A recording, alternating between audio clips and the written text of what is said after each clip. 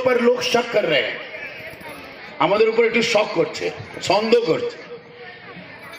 আরে জসিম ভাই, अवैसी के की वोट दिए देवे सब मुसलमानरा?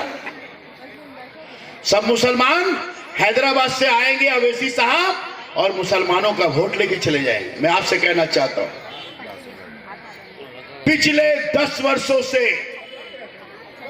मैं ये बात ईमानदारी से कहता हूं कि पिछले 10 वर्षों से हम ये बात कहना चाहते हैं कि हकीकत का आईना है। अगर हकीकत का जायजा लेना है तो आईने के सामने खड़ा होना पड़ेगा और ये इतिहास के पन्नों में लिखा जाएगा। आज पूरे हिंदुस्तान में सबसे ज्यादा अगर मुसलमान कहीं महफूज है तो सरजमीन बंगाल में, दूसरा कहीं नहीं, दूसरा कहीं नहीं। आज हमें फख्र है कि ममता बनर्जी कहती हैं हम बंगाल को गुजरात होने नहीं देंगे, हम बंगाल को उत्तर प्रदेश होने नहीं देंगे, हम बंगाल को आसाम बनने नहीं देंगे। जब गौकशी के नाम पर कत्लेआम हो रहा है, 200 से ज्यादा मुसलमानों को कुचल कुचल कर पीट पीट के मारा जाता है, लेकिन बंगाल की सरजमी में ममता बनर्जी कहती है हम यहां दंगा होने नहीं देंगे, हम यहां गौकशी के नाम पर कत्लेआम होने नहीं देंगे। पिछले 5 वर्षों से महफूज, हमारे बच्चे महफूज, हमारा परिवार महफूज, हम यहां सर उठाकर इज्जत के साथ जिंदगी बसर करते हैं और हम फख्र करते हैं ममता बनर्जी पर, हम मुबारकबाद देते हैं ममता बनर्जी को, हम सलाम करते हैं ममता बनर्जी के सेकुलरिज्म पर, हम सलाम करते हैं ममता बनर्जी की एकजहती पर। और इसलिए तो मैं कहता हूं कि ममता बनर्जी एक मुख्यमंत्री नहीं है, आज की ममता बनर्जी हिंदुस्तान में symbol of peace, symbol of communal harmony और सिंबल ऑफ सालमियत और भाईचारे की प्रतीक है ममता बनर्जी। आज सिर्फ ममता बनर्जी एक नाम नहीं है, बल्कि उन्होंने साबित कर दिया। मैं हमेशा कहता हूं भाई कि मुस्लिम, सिख, ईसाई, बौद्ध, जैन, पारसी, ये सब मिलाकर एक गुलदस्ता है और इस गुलदस्ता को अगर साथ लेकर कोई चल सकता है सरजमीन मगरिबी बंगाल में, उस शख्सियत का नाम ममता बनर्जी है, ममता बनर्जी है, ममता बनर्जी है, दूसरा कोई नहीं। और जब हम मुसलमानों से यह सवाल किया जाता है कि क्या मुसलमान का वोट बढ़ जाएगा, मुसलमानों का वोट तकसीम हो जाएगा, मुसलमानों का वोट मुंतशिर हो जाएगा, मैं ये कहता हूं जो क्यों ही सब कर रहे हैं आप? वोट में मुसलमान हिंदू क्या बात है? अरे हिंदुस्तान में या सारे कायनात में हिंदू, मुस्लिम, सिख, ईसाई अब ये वोट में क्यों ले आते हैं कि मुसलमान क्या करेगा, हिंदू किसको वोट देगा, बंगाली किसको वोट देगा, आदिवासी किसको वोट देगा? क्या बात है? हम सब इंसान हैं और इंसानियत की अलंबरदार है ममता बनर्जी। हम मुसलमान होके वोट नहीं देते हैं, हम इंसान होके वोट देते हैं। इंसानियत हमारे लिए सबसे बड़ी चीज है।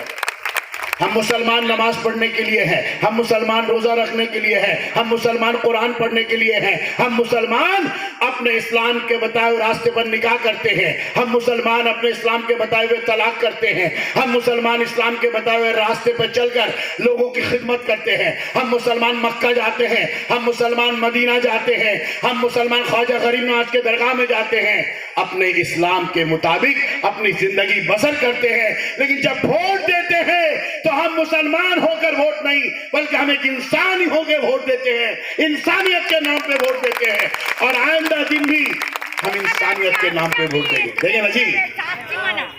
अच्छा, ममता बनर्जी तो ईमानदार है, ईमानदार है ना? एक बहुत बढ़िया बात याद आ गया, आप लिखे रखबें, कोने काजे लागबे, बहुत बढ़िया बात याद आ गया। अच्छा, ममता बनर्जी ईमानदार है, ममता बनर्जी ईमानदार है। वो 10 साल में हिंदू नहीं देखी, मुसलमान नहीं देखी, सिख नहीं देखी, ईसाई नहीं देखी, बुद्ध नहीं देखी, पारसी नहीं देखी, आदिवासी नहीं देखी। कौन छोटा है, कौन बड़ा है, कौन अमीर है, कौन गरीब है, कौन बीजेपी है, कौन कांग्रेस है, ममता बनर्जी ने नहीं देखा। ममता बनर्जी ईमानदार है। तो मैं कहता हूं, अरे दीदी, अगर आप ईमानदार हैं तो मुसलमान भी वफादार है, बेईमान नहीं है।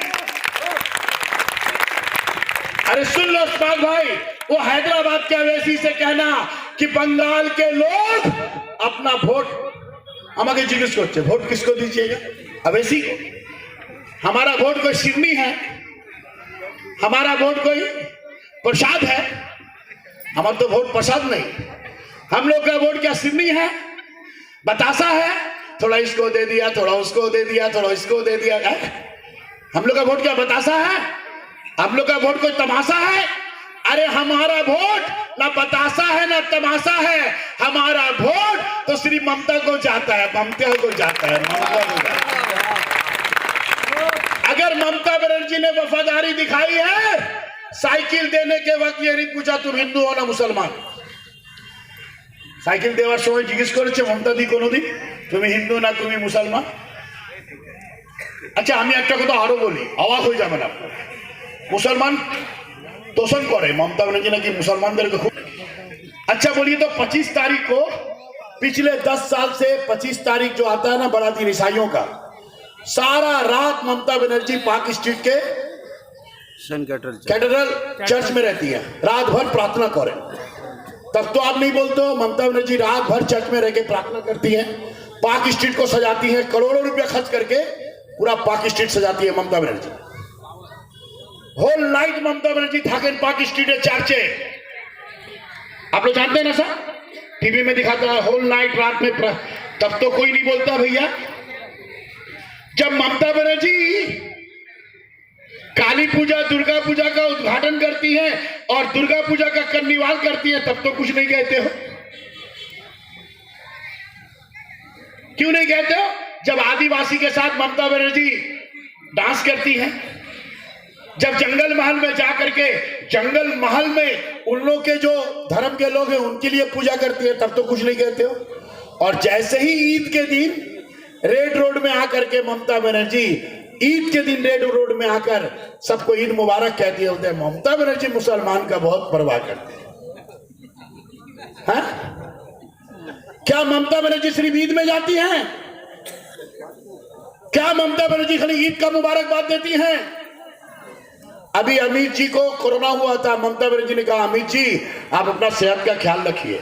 अभी नड्डा जी आए थे, ये नड्डा है ना बंगाल में गड्ढा करने के लिए आया है,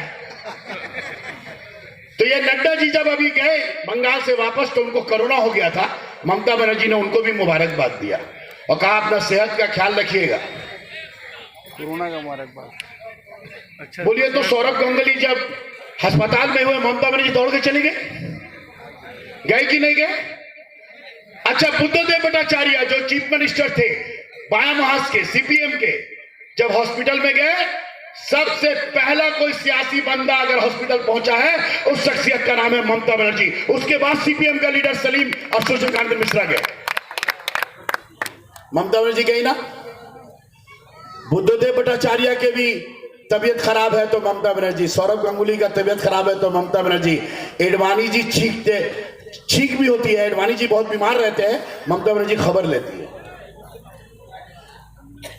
एक वजीर आला ऐसा चाहिए जो ना रंग देखे ना मजहब। एक वजीर आला हमें कैसा चाहिए जो काम सिर्फ तृणमूल कांग्रेस के लिए नहीं करे।